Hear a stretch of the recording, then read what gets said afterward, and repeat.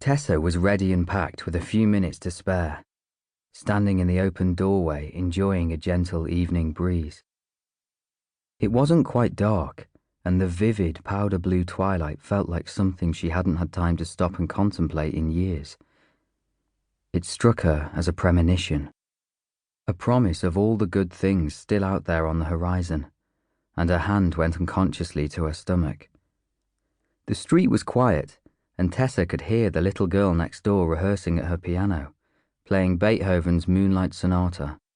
She'd improved so much in the last few months, her rendition transforming from the halted scales of an amateur into something elemental, flowing out of her like water. A set of headlights turned the corner, strafing the houses on the other side of the road, and a matte black Mercedes pulled up at the end of Tessa's drive, precisely on time. The driver was dressed in a smart dark suit, and when he came up the path, she saw he was wearing tinted glasses. "Miss Klein," he said. "Call me Tess." He asked if he could take her suitcase, and she caught her reflection in his lenses, the amused smile in her eyes that said she didn't do this often. She followed him to the car, where he held open a door for her, and loaded her case into the back, before taking up his position in the driver's seat. "Where to?" he said, clearly in on the joke. "Oh, surprise me," she answered, feeling the smile split her face in half. The driver gave her a nod in the rear view and pulled out into the road. Tessa looked through the window at the houses, the lit windows and lives she was leaving behind. She felt her eyes growing heavy, sinking shut, and when she opened them again, it was full dark outside. The driver turned into a narrow country lane, crunching gravel beneath the tyres, approaching a small cottage with no lights on. He pulled up and touched the ignition. "Surprise," he said. It was so quiet that Tessa could hear herself breathing. The driver climbed out and went to the car boot, taking her suitcase and returning to open the door.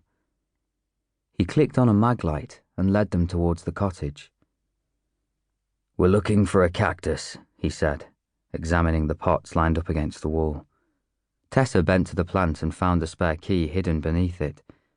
The door opened with a sigh, as though the building had been holding its breath, and she felt along the wall for light switches, pressing all of them at once. The bulbs were energy efficient, her preference, and she smiled to think that he'd probably had them changed especially for her. They gave off a soft glow that didn't quite reach the corners of the room, making it seem even more cavernous than it was. The space was large, open plan, including both kitchen and lounge, with enormous wooden beams lining the ceiling. Tessa forgot the driver for a second, and when he discreetly cleared his throat, she twisted round to him. "I'm sorry, please put that down anywhere." He stepped inside and placed the suitcase beside a sofa. "Can I get you a drink?" she said, moving to the kitchen. "Not that I know where anything is.